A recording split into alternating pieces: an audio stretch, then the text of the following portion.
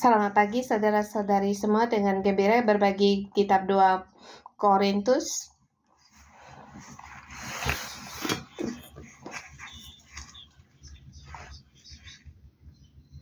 Dua Korintus adalah surat-surat Paulus yang dengan penuh perasaan, dan hari ini kita membaca di pasal ke-7 yang disampaikan oleh Pastor Tim. Dia menulis surat ini dengan perasaannya, seperti ada hubungan dengan pengembalaan perorangan. Dan waktu kita membahas dalam kitab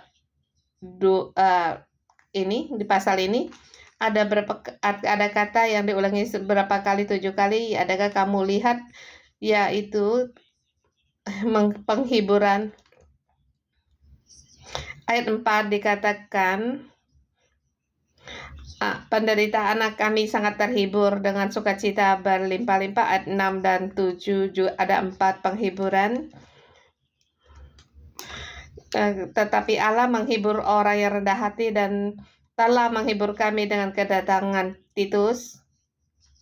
Tetapi juga penghiburan yang dinikmati di tengah-tengah kamu. Dan juga ayat 13 juga dikatakan kami menjadi terhibur selain penghiburan kami yang diperoleh itu.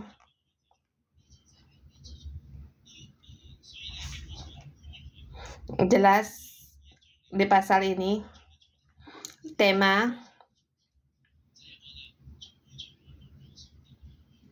penghiburan bagi ketua sel dalam pengembalaan, sebab Paulus mengembalakan jemaat Korintus. Dulu banyak sekali kesalahpahaman, gesekan yang antara Paulus dengan jemaat Korintus. Tetapi di sini jemaat Korintus mereka bertobat melalui pencernaan, mereka menerima nasihat kasih dari Paulus, dan melihat dari gereja Korintus membawa Paulus, penghiburan bagi Paulus. Untuk mengerti proses dalam penghiburan bagi Paulus, dulu Paulus sangat menderita. Bisa kita lihat di 2 Korintus pasal 2. Di pasal kedua yang ayat ke-4.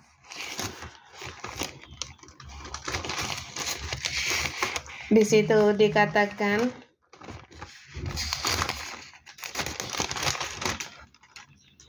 aku menulis surat kepada kamu dengan cemas dan sesak, dengan bercucuran banyak air mata. Dulu surat Paulus menegur akan kelakuan mereka, baik itu seperti perpecahan golongan atau kelakuan mereka, sehingga jemaat Korintus tidak dapat menerima Paulus, mengira Paulus tidak memahami mereka, curiga pada Paulus, dan mengatakan ada baiknya Paulus jangan mengembalakan gereja kami cari orang lain. Dan di bumi ini bukan hanya Paulus sebagai orang Kristen, sehingga Paulus yang hendak pergi ke gereja Korintus dibatalkan perjalanan ini. Tapi lewat Titus menyampaikan kasih Paulus kepada jemaat Korintus, dan akhirnya jemaat Korintus memahami akan kebaikan dari maksud dari Paulus.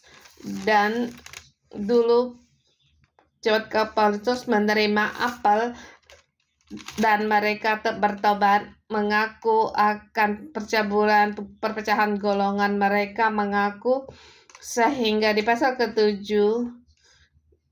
dari bercucuran air mata menjadi suatu penghiburan. Dari pasal ke-7 bagi kita mengembalakan dan juga digembalakan itu memberikan satu petunjuk yang penting, terlebih lagi kalau kita mengembalakan baik itu ketua sel atau ketua dan kepedulian yang mereka sangat menderita. Kita semua orang juga harus masuk ketua cell group untuk digembalakan. Kalau kamu tidak masuk ke dalam cell group tetapi kamu mendengar renungan pagi juga, itu masuk dalam pengembalaan. Pasal ke-7 mengatakan pengembalaan yang berkenan bagi Allah itu bagaimana. Dengan tema di hari ini saya beri bangkit mengembalakan.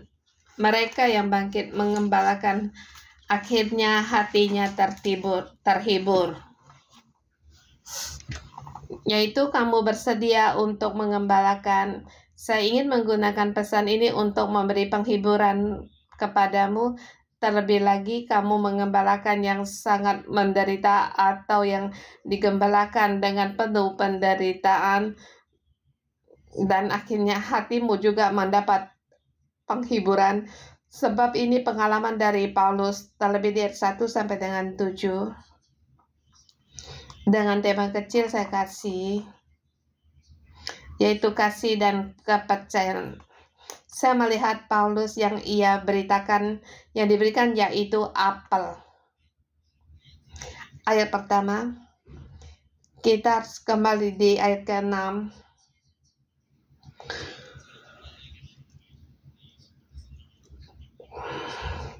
Yaitu kelakuan rohani dan jasmanimu itu harus seimbang. Baru ayat kedua menerangkan pengembalaan dari Paulus. Ayat kedua dikatakan, berilah tempat bagi kami di dalam hati kamu. Bahasa Inggris, open your heart.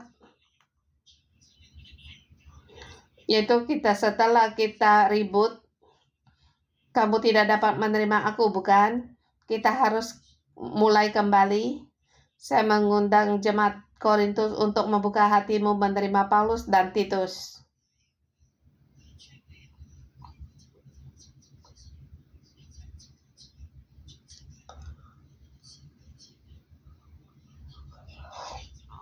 Mengapa kalian harus menerima kami? Sebab di ayat ketiga menggunakan di situ ada 2 apel ketua sel.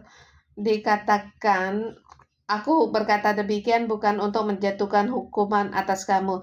Dulu aku mengatakan permasalahan dari gerejamu bukan menggunakan batu untuk melempar, untuk menegurmu. Melihat jemaat Korintus begitu buruk kelakuannya. Lihat penilik dari gereja Yunani, majelisnya, orang-orang yang melakukan yang sangat baik. Paulus berkata kepada anggota komselnya, jangan menggunakan pohon tentang yang baik dan yang jahat, atau melihat ini merupakan satu teguran. Tapi saya melihat hal yang tidak seharusnya saya angkat bicara. Saya tegaskan, saya bukan hanya orang Farisi. Saya bukan orang Farisi yang hanya berhenti mengatakan mana yang benar, mana yang salah. Tetapi aku lebih mencemaskan hubungan kamu dengan aku. Dan yang kedua, dikatakan bahwa aku telah katakan bahwa kamu telah beroleh tempat di dalam hati kami, sehingga kita sehidup semati. Sehidup semati, kita baca merasa membawa perasaan yang berat, tetapi maksud dari Paulus, terlebih dahulu Paulus mengatakan, bukan pertama kali aku berkata demikian, tetapi kamu telah ada di dalam hatiku. Setiap aku antri di toilet, aku terpikir akan kamu. Sebelum tidur, bagaimana keadaan situasi gereja Korintus, dan apakah mereka masih dalam percabulan atau mereka sudah bertobat? Saya pikir dia terus di situ merenungkan. Aku tidak bisa tidur. Aku ingin segera pergi ke Yunani untuk mencari mereka. sehidup semati, mengatakan kasih Paulus, keteguhan hati Paulus kepada mereka. Aku bisa menjadi gembalamu, aku akan merangkulmu sampai ke berkesudahan, dan aku bersamamu seperti tak pisahkan hidup dan mati. Paulus dengan sangat berteguh hati untuk mengembalakan mereka. Dua apel ini kita melihat akan jiwa Paulus mengembalakan, sehingga dikatakan ayat kedua, aku berduka dengan bercucuran mata, seperti dikatakan di pasal yang kedua, dengan bercucuran air mata menulis surat mata kepada kalian. Dan saya mengerti mengapa Paulus di situ sampai bercucuran air mata menulis surat, sebab dengan ia mengembalakan jemaat Korintus dengan kasih yang sehidup semati. Jadi melihat keadaan mereka, hati Paulus sangatlah berat dengan dua apel ini dari awal sampai akhir. Demikianlah Paulus melihat gereja Korintus, tetapi anggota selnya belum tentu dapat melihat demikian. Jadi di sini Roh Kudus mengingatkan kita yang digembalakan, terlebih dahulu adakah kamu melihat ketua selmu bukan menjatuhkan hukuman bagimu? Dia mengatakan sesuatu untuk waktu dia memperingatimu atau menasehatimu, pasti akan susah hati. Tetapi kita harus melihat dan kita harus percaya apa yang ia katakan, agar kita diluruskan dan bertobat. Dan yang kedua, kita harus melihat kasih dari ketua sel Paulus dengan gereja Korintus, sehingga dengan punya hubungan yang cukup panjang, sehingga punya kasih sehidup semati. Jadi kita jangan menggunakan kata ini untuk berkata kepada ketua sel kita, kamu tidak melihat dia 2 minggu berkata kasih sehidup semati. Kasih seperti dikatakan di kitab Kidung Agung, yaitu harus atas kerelaannya sendiri. Hubungan harus dengan alami dan juga harus sampai di batas yang dalam buah yang dihasilkan, buah kasih yang dihasilkan dari keributan, kemudian damai kembali, dari perpecahan akur kembali, dan setiap konsel yang digembalakan kamu harus percaya tujuan yang semuanya demi kebaikanmu. Dan ia lakukan bukan untuk diri sendiri dan uang, tetapi dia menanggapi panggilan Allah kepadanya. Dan ini 2 apel. Tetapi orang yang menerima apel ini, mungkin kamu merasa susah hati sampai sesak dada. Mungkin kamu merasa, ketua sel, kamu tidak perlu untuk mengasihiku, kamu tidak perlu mendalam untuk melihat hidupku.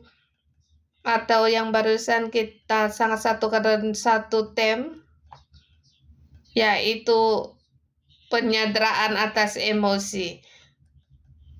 Kita dengan pandangan yang sesat melihat surat Paulus, kita bisa menuduh Paulus, dia dengan emosimu menyedera jemaat Korintus. Mungkin berkata, aku dulu memberikan kasihmu begitu banyak, aku begitu mengasihimu. Mengapa kelakuanmu belum berubah? Aku sangat kesal. Aku sangat berduka.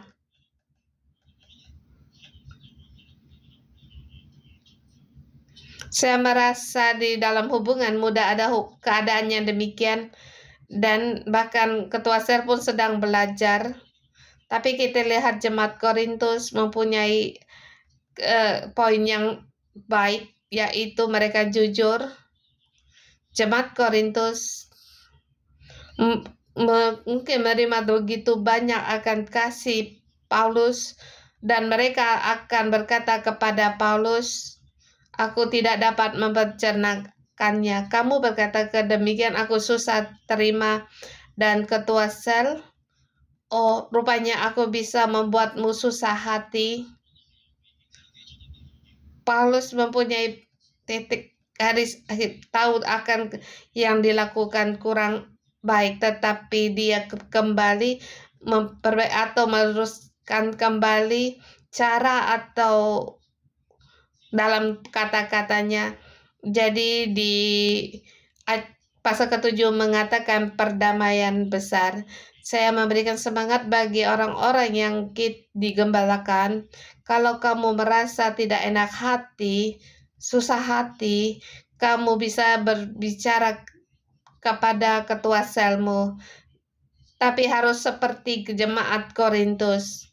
Mereka menanggapi reaksi dari Paulus, sebab jemaat Paulus bukan berharap apa yang aku katakan Paulus ikut lakukan. Jadi bukan apa yang aku katakan ketua sel harus memuaskan apa yang aku katakan. Sampai hari ini Paulus berkata kepada jemaat Korintus, kamu bertobat, itu hal yang sangat baik. Dulu saya menasehati, sebab sampai hari ini saya untuk mengingatkanmu. Di Paulus dia tahu di tempat yang benar untuk angkat bicara, tapi gereja Korintus juga punya alat penerima yang baik. Akhirnya dia tahu Paulus dengan susah hati karena kasihnya, demikian ia lakukan. Bahkan jemaat Korintus mengaku, aku memang bercabul dan mengadakan perpecahan golongan, dan saya memberi semangat bagi ketua sel. Kita harus pada jiwa titik yang batas, tapi kita juga harus memahami perasaan anggota sel kita dan untuk mengadakan perubahan. Dan juga kita sebagai anggota sel, kita percaya apa yang diucapkan oleh ketua sel bukan untuk meruntuhkanmu, tapi kamu bisa berkata dengan kata yang tepat, tapi bukan berarti apa yang kamu bicarakan ketua sel harus mengikutimu yang apa kamu inginkan. Tetapi terlebih dahulu pahamilah ketua selmu, dan kemudian apakah kamu sungguh dapat memahami apa yang dikatakan oleh ketua selmu? Dapatkah kamu menerima kasih dari ketua selmu bukan untuk menjatuhkan hukuman bagimu seperti jemaat Korintus? Mereka bertobat, dan berita ini diberikan tahukan kepada dari Titus, yaitu penghiburan dalam pengembaraan. Baik penghiburan ini, baik kamu ketua sel atau anggota sel, harus diperoleh, tapi harus percaya dari pihak manapun, bukan untuk menjatuhkan hukuman bagimu. Jadi saya sangat menghargai Pastor Joshua dan Simo dalam perbicaraannya.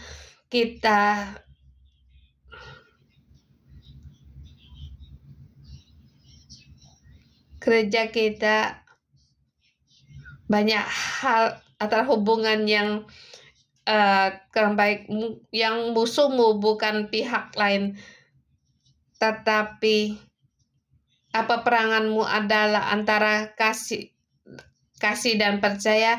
Dapatkah kamu keluar kembali dari hubungan ini? Tapi kalau kamu terhadap ketua sel atau anggota sel kamu dapat terima, kamu jangan menyilangkan seluruh gereja. Paling kamu pindah ke kelompok sel. Ini kehendak Tuhan, dan percaya bahwa yang diajarkan dari gereja dan di mimbar juga bukan menjatuhkan hukuman bagimu, tetapi hanya menyampaikan kebenaran bagimu. Jadi Paulus akhirnya tidak terpecah dari jemaat Korintus sebab mereka telah menangkan perang kasih dan percaya ini, dan saya ingin memberi semangat bagi anggota sel dan ketua sel, apapun baik kamu keadaanmu seperti siapapun kamu, tapi haruslah kamu terhadap gereja dan Tuhan saling kasih dan percaya. Dan di sini terang saya lihat 6:7. Penghiburan ini, di sini muncul 4 kata penghiburan, dan saya melihat penghiburan ini dari Allah. Dan ayat ke-7 di ayat ke-6 dikatakan lewat Titus mendapat penghiburan bagi kami. Jadi seorang ketua sel mengembalakan seseorang, dia perlu semangat, perlu dipahami, sebab jalan untuk mengembalakan itu seperti sebatang gara. Kalau kamu anggota kepala sel, kelompok sel, kamu dapat memahami banyak antara hubungan atau perkara dari anggota selmu, kamu bisa beritahukan ke banyak orang, sehingga ini membuatmu kamu harus menanggung emosi dari ketua sel, anggota selmu, atau mereka atau ribut untuk bercerai. Itu bisa membuatmu merasa sebatang kara, kamu mudah kering, semangatmu bisa mudar. Tapi Paulus di situ seperti Paulus, dia tuh perlu untuk Titus menghibur dia. Allah juga menggunakan orang untuk menghibur orang-orang yang melayani Tuhan. Di sini dikatakan akan pengembalaan punya hidup yang sehat. Dalam pelayanan juga kamu, dan hubungan dan pelayanan kamu harus kontak dengan orang lain, dan kalau kamu terus melayani orang lain, kamu juga harus bertanya pada dirimu sendiri, apakah kamu juga digembalakan, ataukah kamu terkait juga dengan ketua selmu yang di atas, dan di dalam anggota selmu adakah teman yang bisa terkait, yang bisa bersama mengatakan penderitaanmu, sehingga Paulus tidak putus asa. Dan juga di sini memberikan kita, baik melayani atau sebagai ketua sel, kalau kamu cukup lama tertutup dengan ketua selmu, ini adalah tanda peringatan bahwa merujuk bahwa suatu hari kamu tidak bisa berjalan lebih jauh. Kamu bisa mengembalakan orang lain, tetapi kamu sendiri tidak digembala, sehingga kamu tidak mendapatkan dihibur. Jadi ayat pasal ke-7 semangat bagi kita setiap orang. Paulus pun perlu untuk konak dan dihibur. Jadi kita semua juga harus tahu bahwa kita perlu untuk dihibur, penuh untuk didukung semangat. Kemudian 16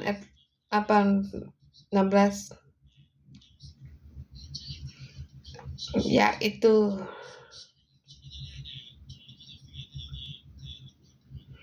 terjemahan Cina agak tidak lancar. Di sini dilihatkan juga mengembalakan. Dia mengatakan kelebihan dari mengembalaan atau dikatakan Tuhan, Paulus memberikan kelebihan bagi jemaat Korintus. Jadi ayat ke-8, jadi meskipun aku telah menyedihkan hatimu dengan suratku, namun aku tidak menyesalkannya. Memang pernah aku menyesalkannya, karena aku lihat karena surat itu menyedihkan hatimu, dikendati untuk seketika saja lamanya. Paulus mengatakan, apakah surat ini terlalu berat sehingga merasa menyesal, tetapi dilihatnya bahwa jemaat Korintus bertobat yang disampaikan oleh Titus. Ayat ke-10 dikatakan ini merasa satu terang, sebab dalam kehendak Tuhan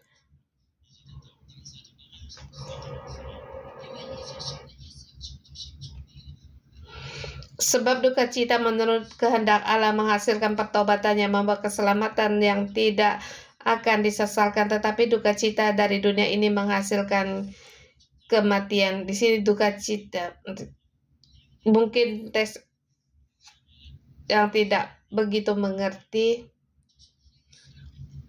yaitu dalam Allah kamu merasakan duka citamu karena dosa. Jadi jemaat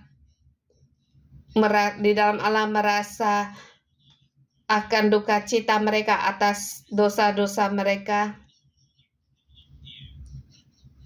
Paulus menunjukkan perkara mereka sudah tidak sanggup menanggung.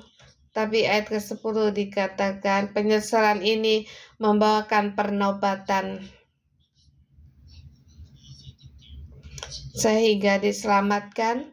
Jadi di dalam Tuhan, dalam atas perkara atau orang langsung menunjukkan kekuranganmu, kamu bersusah hati. Tetapi kalau kamu berduka dalam Allah, kamu dengan perkara muslim kamu sangat menyesal. Oh, rupanya Tuhan memberi kasih karunia kepadaku, tetapi aku memudarkan Allah. Ini pertobatan.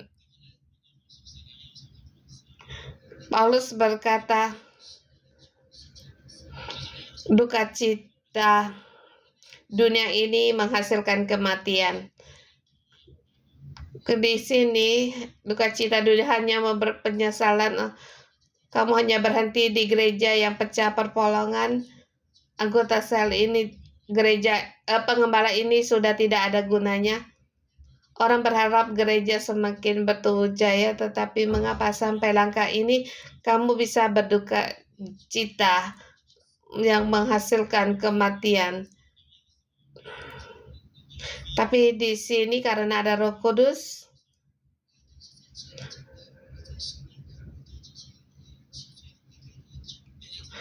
kamu akan menyesal akan dosa, kamu akan diperbaharui. Di sini Andrea mengatakan kadang-kadang ketua sel berbicara membuat kita sangat mengesalkan, tetapi di dalam pohon kehidupan kita melihat pada saat ada orang yang beritahumu di mana kamu harus bertobat. Pada saat dukamu ada di dalam Allah, pada saat kamu harus tahu demi kebaikanmu orang baru menasehatimu, dan akhirnya kamu akan membuahkan pertobatan dan kehidupan yang diselamatkan, diperbaharui. Sini menerangkan juga, bukan karena kemampuan kita. Pada saat orang mengatakan ke kondisimu, kamu harus serius bertanya pada diri sendiri,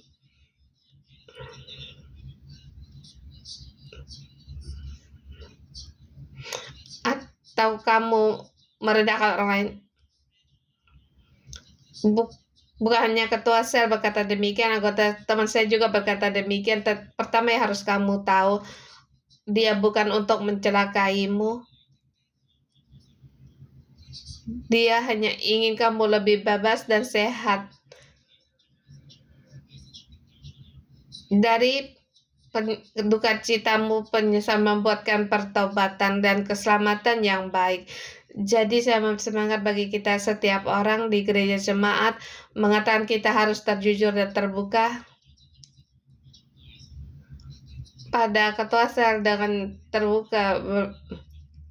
berbagi kepadamu, kita harus pandangan yang memberi kas dan hidup untuk melihat. 13 dan 16 dengan tema sukacita dalam pengembalaan, dan sampai akhirnya Paulus mendapat sukacita dalam pengembalaannya. Ayat 14 di situ harus dengan hati agar kita dapat merasakan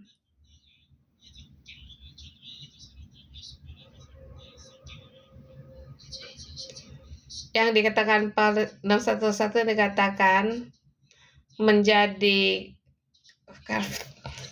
sebuah firman, seperti firman untuk mengajar ketua sel, lihat anggota selmu semuanya baik, dan juga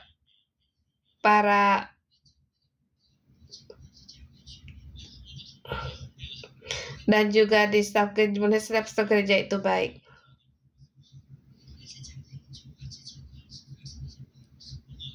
Saya mengatakan ini tentu punya latar belakang dulu yang tidak baik. Paulus juga melihat gereja Korintus juga baik.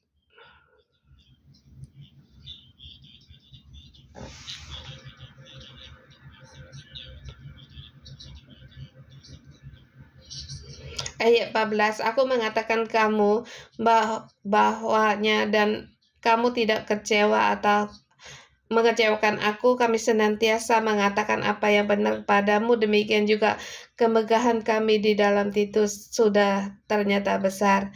Paulus megahkan Titus dan juga jemaat Korintus. Paulus bisa memberi semangat Titus, kamu pergi ke gereja ini, di dalam ada perpecahan, tapi harus memegahkan jemaat Korintus.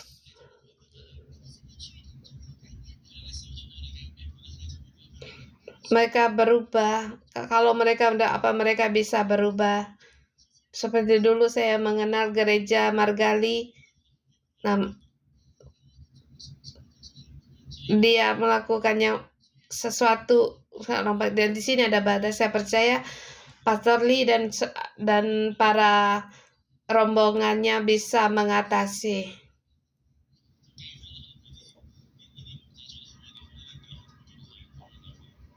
Yaitu mengingatkan dulu gembala sebelumnya kurang baik dan membuahkan hasil yang baik. Jadi Paulus mengatakan juga tidak tahu apakah jemaat Korintus bisa berubah baik, tapi memberikan pandangan kepada Titus untuk melihat mereka baik. Mereka sangat mengasihi Allah. Ini sangat membentuk kita dan semangat bagi kita. Terlebih lagi kalau kamu adalah seorang pemimpin, baik kamu staf saudara-saudari staf gereja, komunitasmu dalam gembalaanmu pasti ada jalan yang susah. Anggota sel ini menggunakan beberapa tahun masih juga menggunakan kata ini. Tapi Paulus memberi semangat bagi kita setiap orang. Hati pengembalaan, percaya dan melihat gembalaanmu itu baik. Demikian juga Paulus melihat jemaat Korintus juga baik. Dan akhirnya oleh karena kasihmu dan iman, akhirnya jemaat Korintus semakin membaik dan pengembala mendapatkan penghiburan. Jadi Paulus pasal yang ke-7 ingin bagi orang yang dalam pengembalaan memberi semangat bahwa kamu adalah gembala yang baik. Mungkin anggota selmu telah meninggalkanmu atau pindah sel grup yang menyakitimu, tetapi Tuhan tidak memandang rendah apa yang kamu berikan, dan juga menggunakan pasal ini kamu akan mendapat penghiburan dari pengembalaan, dan dari pengembalaan ini dengan kasih dan percaya melihat gereja, kamu bisa dengan jujur menyatakan perasaanmu, dan akhirnya kamu harus percaya kepada ketua sel dan gerejamu. Yang dipentingkan hubungan, apakah hubungan yang sehat dan juga menguntungkan juga. Kita lihat dari jemaat Korintus. Akhirnya kita bisa melihat setiap kita mengembala juga akan mendapatkan penghiburan. Haleluya. Kita sampai di sini.